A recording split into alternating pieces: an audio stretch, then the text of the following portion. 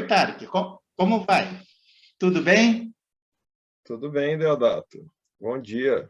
Bom dia para quem está nos assistindo, bom dia, boa tarde, boa noite, né? Não sabemos o horário que vão entrar aí para nos assistir, mas eu queria, você mora em Recife, e eu queria te fazer uma pergunta totalmente fora aqui da nossa prosa de hoje, que vai ser sobre um artigo que você escreveu. Eu queria te perguntar sobre essa sinagoga, esse museu que foi uma sinagoga judaica, fica no centro daí, né, de Recife? Exato, fica no bairro do Recife Antigo, na Rua do Bom Jesus, que há pouco tempo ela foi escolhida por uma revista estrangeira como a terceira rua mais bonita do mundo. Não sei se você chegou a ver isso. Foi Não, muito não, eu falada não aqui no vi e Recife. fico feliz, porque eu gosto muito de Recife. Essa rua é muito bonita e foi selecionada por uma revista estrangeira como a terceira mais bonita, e a sinagoga Kahal Tzu Israel fica nessa rua, né? E traz a memória desses cristãos novos, né, que vieram para cá, na verdade, desde o início da colonização. Eu creio que a sinagoga só foi construída mesmo no período holandês, porque os holandeses permitiam o judaísmo, né, que tinha sido banido em Portugal e na Espanha. Eu sei que antes dessa sinagoga existiram assim locais informais de culto, mas era um culto oculto, né, porque eles não podiam se manifestar publicamente. E aí, quando vieram os holandeses, fizeram essa sinagoga, que é realmente assim uma das coisas mais interessantes para se visitar aqui no Recife. Sempre que eu recebo visitas, né, como os meus pais, familiares ou amigos, eu levo lá, porque tem muita história lá para contar, muitos dados, inclusive de períodos anteriores à construção dela e períodos mais recentes, né, da história dos judeus aqui em Pernambuco. Legal. Eu passei uma tarde inteira lá dentro. Uma vez eu fui, estava fechado, aí eu voltei a Recife. Eu ia a Recife a trabalho. E aí eu tive a felicidade de encontrar lá aberto. Passei lá uma tarde inteira e fiquei encantado. E eu acho que é uma das visitas assim que quem vai conhecer Recife, que gosta de depositar um olhar sobre a história, né? Sobre o, a linha do tempo, não pode deixar de conhecer. Mas, infelizmente, poucas pessoas conhecem. Às vezes eu falo desse museu, né, que foi uma sinagoga. A sinagoga atual fica na Boa Viagem, fica na Praia da Boa Viagem. Sinagoga atual. E às vezes o pessoal desconhece. Mas fica aqui, né, para quem estiver assistindo, se for a Recife, olha lá o calendário com antecedência e vale a pena conhecer esse museu que foi uma sinagoga. Tarek, me fala Foi uma coisa. fantástico. Legal, né? Bem legal. Tarek, eu vou te fazer uma pergunta. Depois eu vou chamar a vinheta, um pouco mais para frente. Eu queria saber, você é psicólogo? Na graduação você fez psicologia? Exato, eu fiz psicologia, comecei em 1994, mas logo no início do curso eu me interessei muito por sociologia, filosofia, que eram disciplinas eletivas do começo do curso, mas lá pelo terceiro semestre eu fiz uma disciplina eletiva de filosofia, que aí realmente me fisgou, e eu acabei me encaminhando durante todo o restante do curso para ser uma espécie de psicólogo teórico, digamos assim. Um psicólogo que estuda filosofia para entender os fundamentos teóricos da psicologia, né? Então, acaba que eu sempre tive esse viés mais filosófico, teórico, e por isso ingressei no mestrado e no doutorado em filosofia, sempre estudando questões assim ligadas à filosofia da psicologia. Legal, muito bom. E em que momento da tua trajetória acadêmica você começou a se interessar pelas questões de corpo e mente? Isso foi mais na época do doutorado, né? Porque na graduação e no mestrado eu me voltei mais para o que eu chamaria de questões conceituais, né? De entender conceitos básicos que se usa no discurso a respeito dos fenômenos mentais. No doutorado, quando eu me encaminhei para a filosofia da mente, aí eu me deparei com essa questão, que é a questão mais discutida e mais importante dessa área da filosofia da mente, que é a relação entre mente e corpo, né? Dado que nós vivenciamos constantemente fenômenos mentais, né, como percepções, a percepção da minha imagem, a percepção auditiva da minha voz, emoções, crenças, desejos, né, nós vivenciamos isso o tempo todo. Isso, na verdade, é o que constitui a nossa vida. Como entender isto em sua relação com o nosso corpo, com o nosso cérebro e com o mundo físico? Porque esses fenômenos mentais parecem ter características que não são simples de compreender em termos puramente físicos, né? Então, no doutorado, eu me debrucei sobre essa questão, estudando a proposta de solução do filósofo John Searle, que ainda é vivo, né? Foi um grande nome da filosofia ao longo do século XX, início do século XXI, e ele fez uma proposta de solução do problema mente-corpo, que é o naturalismo biológico. E aí eu estudei isso durante o doutorado e por muitos anos após o doutorado, né? Até que eu comecei a me voltar mais para essa temática do conceito de consciência, ou melhor dizendo, os diferentes conceitos que podem ser expressos com essa única palavra, consciência. A gente pode falar de muitas coisas diferentes, falando de consciência, justamente porque compreender a nossa experiência consciente é algo que tem um interesse direto para a psicologia e mesmo para as pessoas em geral, né? Porque todos nós vivenciamos o tempo todo essa vida consciente. Aí eu acabei me afastando um pouco mais desse problema mente-corpo, embora ele sempre permaneça ali, né, no pano de fundo. É uma questão muito decisiva. Ok. Você escreveu um artigo para a Revista Eletrônica da PUC do Rio Grande do Sul, tratando das questões da autoconsciência. Eu vou pedir para você não mergulhar em profundidade nesse momento, porque eu vou chamar a vinheta, e depois da vinheta eu vou fazer algumas perguntas sobre esse artigo. Mas qual foi a abordagem, qual o impacto nas questões da mente que você abordou especificamente no artigo? Que veja bem, como eu acabei de dizer, a experiência consciente, no fundo, é o que constitui a nossa vida, né? A nossa conversa agora se faz no âmbito das nossas experiências conscientes. A filosofia da mente, desde a década de 70, ela deu muito destaque ao que se chama de consciência fenomenal, phenomenal consciousness, a consciência que diz respeito à maneira como os nossos estados mentais se manifestam a nós. Fenômeno é manifestação, aparição. Então, essa filosofia da mente deu especial destaque aos fenômenos que nós sentimos de uma determinada maneira, com uma certa qualidade. Como há uma certa qualidade em ouvir o som da minha voz, em ver a forma do meu rosto, a cor da minha pele, a cor dos meus cabelos, da minha roupa, ter uma noção de perspectiva entre mim e essa parede aqui atrás, né? Tudo isso a gente sente de uma determinada maneira e a filosofia da mente deu especial destaque a isso. Só que, no passado da filosofia, desde Descartes, Kant, Hegel, muitos filósofos apontaram para essa característica da autoconsciência, que quando nós estamos conscientes e estamos conscientes de algo, de alguma maneira desempenha o papel uma espécie de autoconsciência. E isso, né, essa autoconsciência, foi muito trabalhada pela tradição fenomenológica contemporânea, né, por Husserl, por Sartre, em especial.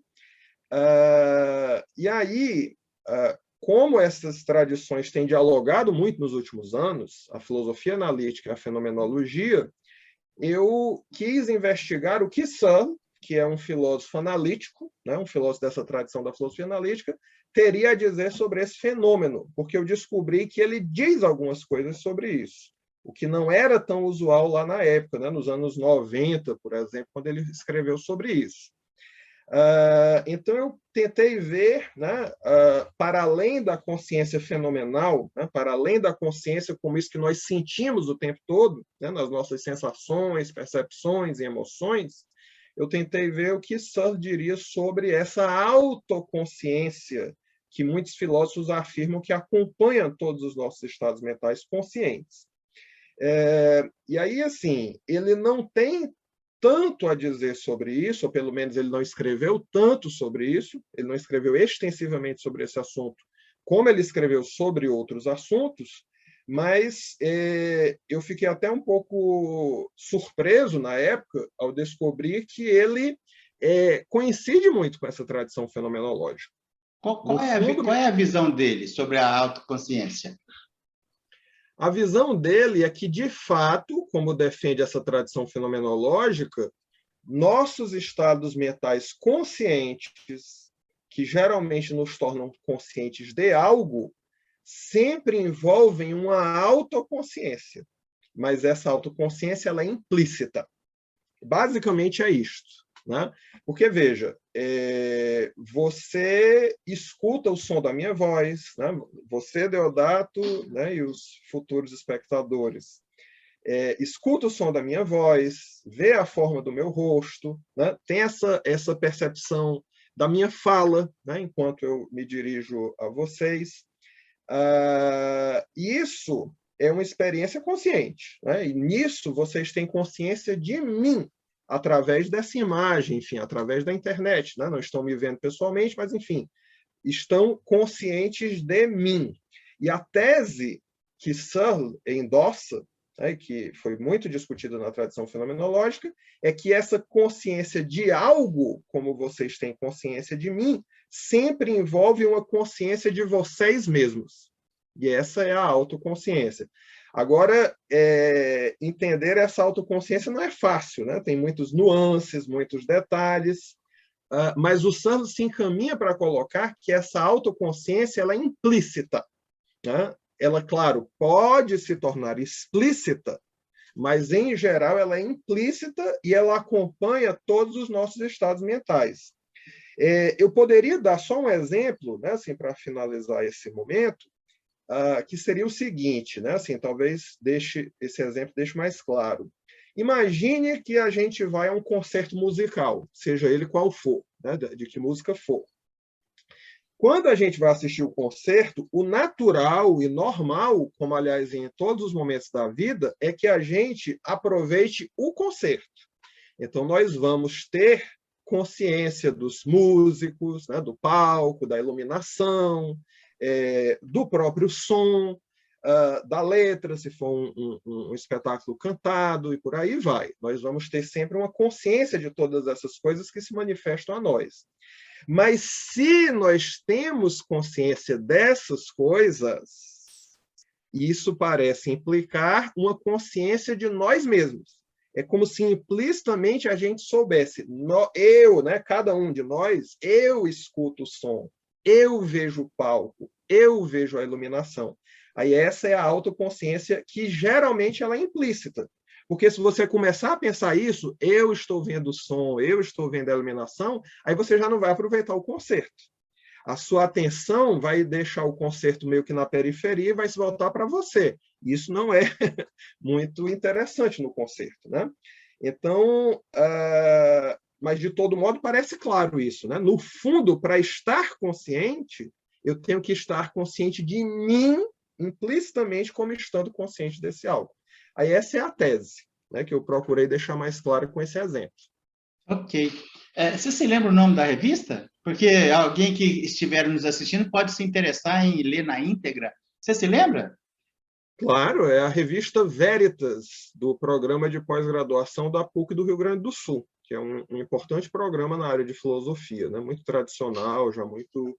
Tarek, depois, se você puder, manda o link dessa revista, ou talvez até do artigo, para eu colocar na edição do vídeo, para quem estiver interessado ler.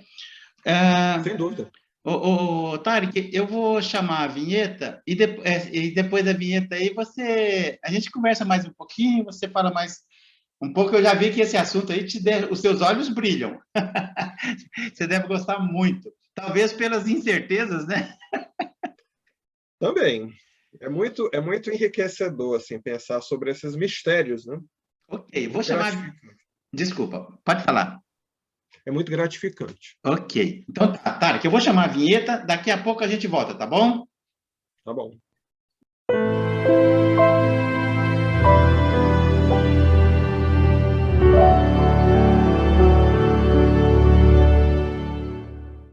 Estamos de volta aqui na primeira parte. Antes da vinheta, eu estava conversando com o Tarek sobre alguns lugares lá de Recife que eu gosto, onde ele mora, e comecei a conversar sobre um artigo que ele escreveu, que ele publicou na revista eletrônica da PUC do Rio Grande do Sul, que me chamou bastante atenção sobre a autoconsciência.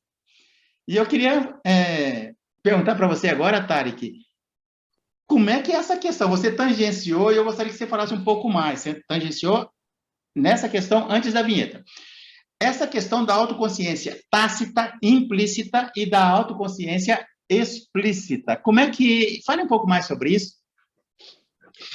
Que veja bem, a questão é que, se essa tradição filosófica tem razão, e toda consciência de algo implica uma consciência de nós mesmos, é claro que, na maior parte do tempo, essa consciência ela é tácita, nesse sentido de que nós não estamos prestando atenção em nós. Né? Nós prestamos atenção em algo, como o concerto musical que eu falava, mas tacitamente nós sabemos que somos nós que estamos olhando o concerto. Por outro lado, também é claro que nós podemos, assim como a gente pode desviar a nossa atenção o tempo todo, em um determinado momento podem prestar atenção no meu rosto, mas em determinado momento podem prestar atenção na gola da minha camisa, né? E por aí vai. Nesse quadro que está aqui atrás de mim, a nossa atenção desliza. É claro que nós também podemos voltar a atenção para nós mesmos. O caso é que nós não temos razão para fazer isso a maior parte do tempo, porque nós estamos vivendo no mundo e nós temos que interagir com o mundo. Né? Desculpa eu te interromper. Me parece até que se alguém ficar fazendo isso o tempo todo, seria uma patologia, um desconforto emocional, né? O tempo todo misturando assim. Inclusive no sentido de que não conseguiria fazer nada da vida, né? Uhum. Não conseguiria fazer nada, voltado para si mesmo. Mas, claro, em alguns momentos a gente tem razão para fazer isso. Talvez em certos momentos de fruição estética, se você olha um quadro no museu, eu pelo menos assim, a mim ocorre muitas vezes assim, voltar a atenção sobre o impacto que aquele quadro tem em mim. Isso é uma possibilidade. Por outro lado, é claro que em momentos de certas decisões, se eu tenho uma oferta profissional, eu tenho que examinar os meus próprios desejos, os meus próprios anseios, para saber se aquilo vale a pena ou não. E eu já vi pessoas, né, por questões vocacionais, recusarem uma oferta de trabalho mais rentável em nome de outras inclinações, de outras preferências. Então, para isso, a pessoa tem que se examinar, né, a si mesma. Então, é claro, do mesmo modo como nós temos essa consciência tácita de nós mesmos, eu tendo a acreditar que isso é o caso, embora isso não seja unânime, né, nas discussões, nós podemos ter essa consciência explícita, nós podemos examinar a nós mesmos. E aí vem um ponto importante. Como entender essa autoconsciência tácita? Se ela de fato existir, como eu tendo a achar que existe, como é que a gente pode entender isso? E aí nós temos pelo menos, né, não vou entrar aqui em outras possibilidades, mas nós temos pelo menos duas possibilidades de entender. Uma possibilidade de entender essa autoconsciência tácita é que ela decorreria de um outro fenômeno mental. Então, veja bem, você escuta o som da minha voz, vê a minha fala. Você está consciente de mim perceptivamente. Você tem uma experiência perceptiva de mim falando agora. Uma coisa sou eu, outra coisa é a sua experiência perceptiva, mas a sua experiência perceptiva lhe torna consciente de mim. Aí, uma maneira de entender a autoconsciência tácita é achar que há um segundo fenômeno mental por trás, uma espécie de crença ou coisa parecida que torna você consciente da percepção, entende? Essa é uma maneira que tem seus problemas, eu posso falar disso já já. A outra maneira é dizer que essa percepção, ela mesma, se refere a si mesma e capta a si mesma. Então, você tem pelo menos essas duas visões.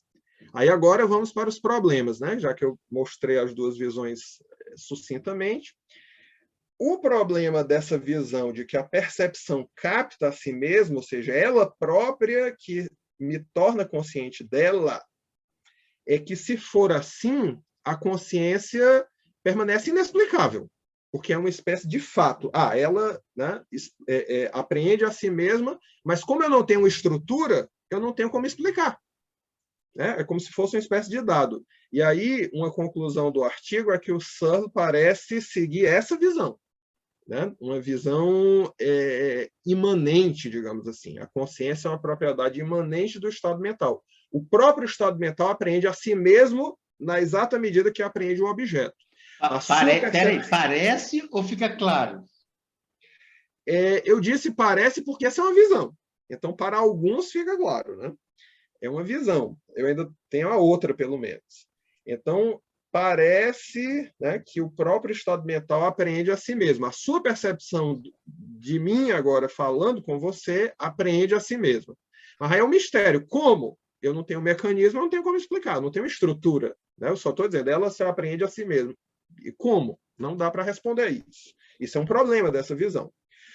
Por outro lado, a primeira visão que eu falei, de que é um segundo estado mental que está por trás, ela não tem esse problema. Você tem uma estrutura, você tem dois estados mentais, né? Você tem a relação de um com o outro, então você consegue explicar.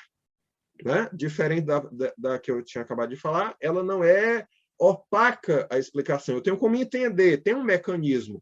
O problema é que os críticos vão dizer que essa outra visão, que tem um segundo estado mental, ela não corresponde à nossa experiência, porque a nossa experiência de nós mesmos ela é imediata. E aí, se fosse um segundo estado mental, haveria a possibilidade do erro sobre os nossos próprios estados mentais. Então, para muitos autores, isso é repugnante, né? É absurdo. Porque, veja bem, se você me percebe agora, como eu sou uma coisa e a sua percepção é outra, podem haver falhas. Né? Eu, por exemplo, que sou um pouco míope desse olho, um pequeno grau, quando eu só olho por esse olho, eu já vejo o seu rosto um pouquinho embaçado. Então, a minha percepção se torna menos acurada. Isso é natural no sentido de que minha percepção é uma coisa, o seu rosto é outra. Então, se a consciência implícita for devida a um segundo estado mental, então também poderia haver erro. Né? Eu poderia estar errado a respeito dos meus próprios estados mentais. E para toda uma tradição filosófica, isso é inaceitável. Então, por isso que vão para outra visão. Então, eu apresentei as duas visões e mostrei, né, ou tentei mostrar, o que elas têm de forte e o que elas têm de problemático, né, que são esses problemas que eu mencionei. Eu lhe diria assim, que Searle se inclina para essa visão do imanente, né, o estado mental se apreende a si mesmo, mas mesmo com os problemas, eu tendo a me inclinar para essa outra, que é um outro estado mental por trás. Ele viveu mais ou menos em que época? Ele ainda é vivo, né? Embora bastante idoso. Né? Ele deve estar com quase 90 anos. 89. Ele 89. É de 32. Porque as questões de corpo e mente, elas surgiram mais ou menos ali por volta de 1940, 1950. Nesse debate, sim, né? Por volta de 49, 50. Agora, existem debates aí pelos milênios, né? Mas, assim, essa discussão atual na qual ele se insere, ela começa ali no finalzinho de 40 e início dos anos 50. E ele nasceu em que país? Nos Estados Unidos, na cidade de Denver, no Colorado. Te explico o motivo da minha curiosidade. Primeiro, porque é a questão de metodologia científica, a contextualização do pensador também dentro de um recorte de tempo e o que estava acontecendo ali. Eu fiquei curioso, ele teve contato com o Sartre? Olha, eu acredito que não. Contato pessoal, eu não tenho informação, embora sejam contemporâneos, né? Uhum. Mas ele é de uma tradição anglo-saxônica. Então, por exemplo, ele teve contato com o Bertrand Russell, na Inglaterra, né? eu não tenho informação dele ter tido um contato direto com o Sartre, e ele não cita Sartre, que eu me recorde assim nos seus textos. Mas o Sartre, ele se posicionou em relação à autoconsciência? Sim, e curiosamente, de uma maneira que me parece mais semelhante à de Searle do que essa outra visão que eu disse a você que eu me inclino. E o Sartre não cita ele? Também não. Tá. Assim, Fala um pouco. Desculpa, pode falar.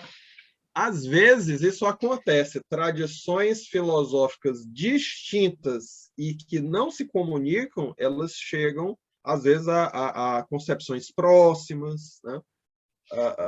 Você promete não rir do meu comentário? Você sabe o que eu falo? Não, você sabe o que eu falo? Assim, ó, o pessoal ri, o pessoal já me conhece. Por exemplo, eu estava entrevistando um pesquisador, um mestre, que pesquisou o Maquiavel, com uma visão do Maquiavel republicano muito além do Maquiavel do príncipe. Muito interessante. Aí eu fiz uma pergunta para ele e eu falei assim, olha, eu sou mineiro, desconfie que... Eu falo desse jeito, desconfie que ler o cara. Então, assim, dá a impressão, eu vou brincar com isso, desconfie que o Sartre leu. Leu o John, né? John... Searle. Eu desconfio que o Sartre leu. Mas, então, fala um pouquinho sobre o pensamento do Sartre em relação à autoconsciência e o ponto de convergência no pensamento dele em relação ao Sand. Então, que eu saiba, não houve comunicação, e inclusive, assim, quando o Sartre morre em 1980, o Searle ainda não tinha desenvolvido essas considerações, né? Ele estava mais na linguagem. Então, provavelmente não teve, né? Agora, o Searle poderia ter lido Sartre, mas que eu saiba, ele não cita, né? Assim, eu não vejo nos textos citação do Sartre. Mas o que acontece é o seguinte... Não, mas pera, desculpa te interromper de novo, mas então a convergência é grande?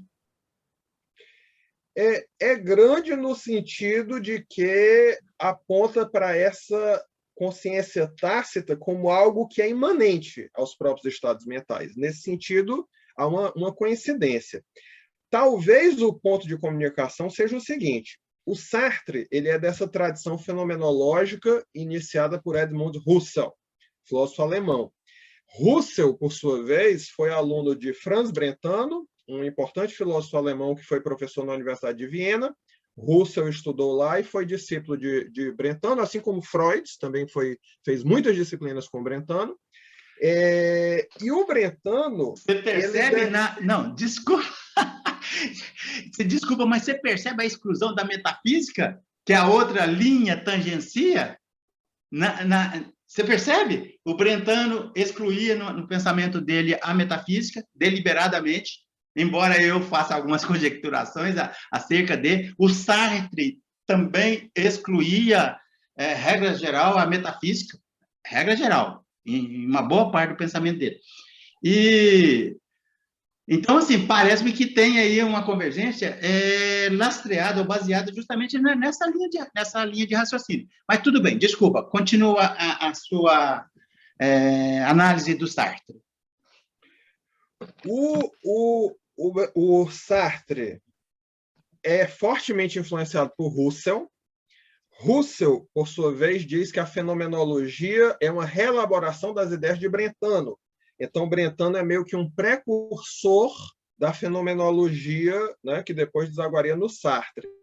E o caso é que o Brentano ele teorizou sobre essa ideia de que uma consciência de um objeto é consciência de si mesma, né? Ele tinha essa visão que reaparece no Sartre.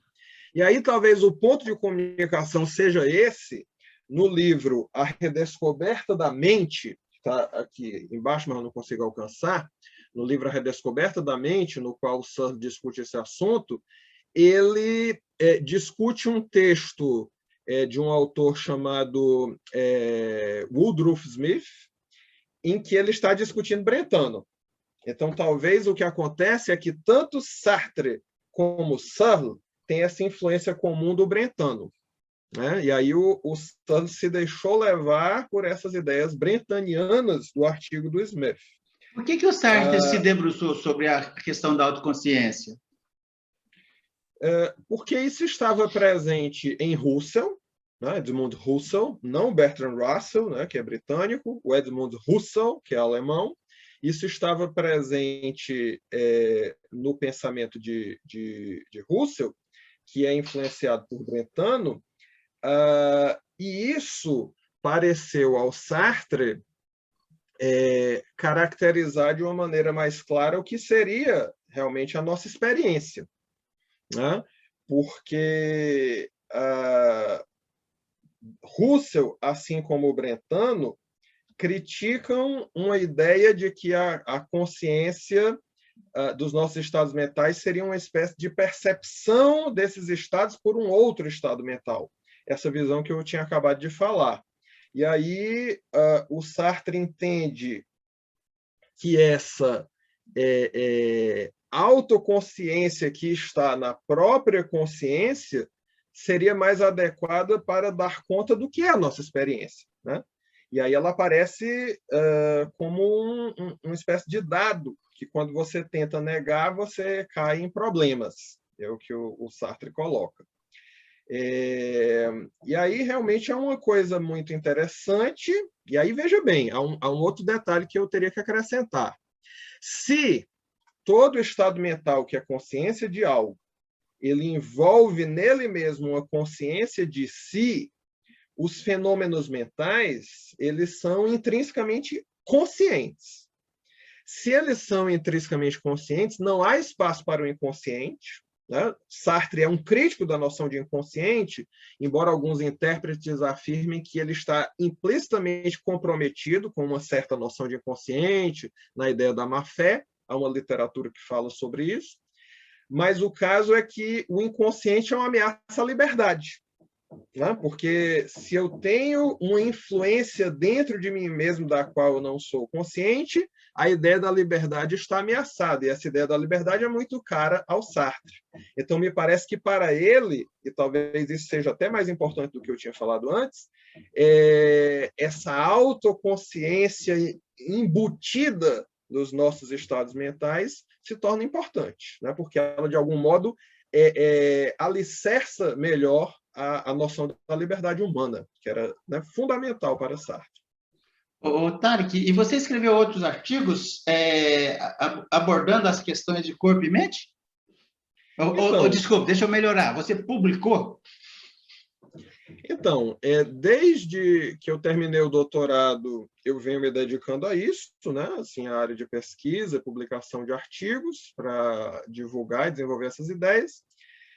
Eu publiquei, por exemplo, na revista Rapsódia, do grupo de estética da USP, da Universidade de São Paulo, um artigo sobre a autoconsciência em Brentano e Sartre.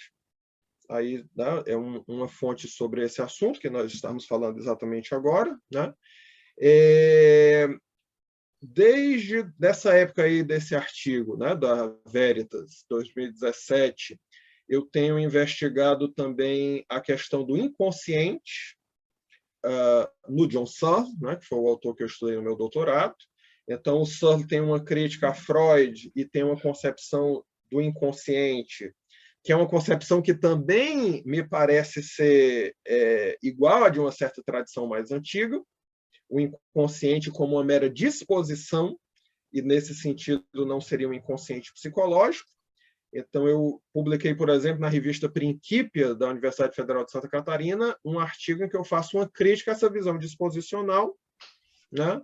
E, recentemente, na revista Filosofia Unicinos, eu publiquei um texto em que critico essa visão disposicional, especificamente no Searle. Vou fazer o seguinte, então. A minha agenda de maio e junho está fechada. Julho ainda está em aberto. Se você tiver disponibilidade, eu gostaria de conversar sobre qualquer um desses artigos aí que você fizer a proposta como pauta, aí você me avisa, tá bom? Tá certo. Seria um prazer. Tá joia. Eu fiquei, nossa, muito. Cada vez eu estou mais interessado nas questões de corpo, mente. Mas como eu te falei lá na prosa prévia, Quanto mais eu ouço, menos certezas eu tenho. E eu gosto disso. Mas, Tarek, ah, você, nesse momento, está fazendo um pós-doc? O que você está fazendo exatamente? Eu estou trabalhando na universidade, né, na graduação e mestrado, com aulas, orientações. A Federal de Pernambuco? Na Federal de Pernambuco, eu estou aqui há 10 anos, né, vim para cá em 2011, e eu tenho planos de fazer um pós-doc em algum tempo, né, embora não esteja muito definido, até pela situação do mundo, né, a situação sanitária do mundo, mas eu tenho planos de fazer um pós-doc em breve, focando no bretano, né, e nessa questão da autoconsciência. Então, discutiria um pouco com Sartre e com alguns intérpretes contemporâneos, como Kriegel, que é um filósofo israelense radicado na França, o Mark Textor, que é um filósofo alemão radicado na Inglaterra. São intérpretes de bretano que trazem essas ideias de bretano para os debates atuais, né? Eu tenho o plano de fazer um pós-doutorado sobre isso, num momento que eu não sei bem exatamente quando será, né? Legal. Tarek, você gostaria de falar mais alguma coisa sobre o artigo ou tá bom? Eu acho que as ideias básicas eram essas, né? Assim, eu espero que isso ajude a mostrar um pouco o interesse e a importância dessa temática da autoconsciência para entender a nossa própria vida, né? No fundo, claro, os conceitos podem ser um pouco exóticos, talvez para alguém que não esteja habituado, um pouco, né, novos, estranhos, mas no fundo a gente está falando o tempo todo da nossa vida psicológica concreta. Esses conceitos que eu falei, da consciência de algo e da consciência de si, eles visam esclarecer isto que está acontecendo exatamente agora, enquanto eu converso com você, ou enquanto a pessoa que vem assistir esse vídeo depois assiste o vídeo. Ela estará tendo experiências conscientes a respeito do que está sendo falado, do que está sendo visto, e essa teorização toda é para tentar explicar isto, a nossa vida concreta a cada momento. Ô, Tarek, vou terminar com uma pequena provocação. Qual das duas linhas que melhor lhe parece? Das linhas do quê? Você concluiu o teu artigo falando das duas linhas de pensamento em relação à autoconsciência, né? Inclusive a que o Sartre manifestava interesse e defendia. Você, pessoalmente, com qual das duas você fica? Então, eu me inclino mais para aquela, né? Porque filosofia, assim, você estuda e surgem sempre novas questões, novas dúvidas, mas o nosso conhecimento se amplia, né? Nessa conta de novas dúvidas. Mas eu me inclino hoje para essa visão de que há um estado mental por trás. Porque eu não chego a achar tão absurda a ideia de que nós podemos estar enganados sobre os nossos próprios estados mentais, né? E eu acho atraente a perspectiva de ter uma estrutura que permita uma explicação da consciência. Então, eu me inclino mais para essa linha que não é a de Searle e não é a de Sartre. Ok, legal. Muito obrigado. A gente volta a conversar, tá bom? Um abração, muito obrigado. Prazer, Deodato. Eu que agradeço o convite. É sempre um prazer poder falar assim para um público mais amplo, né, para além da universidade, dos limites da universidade.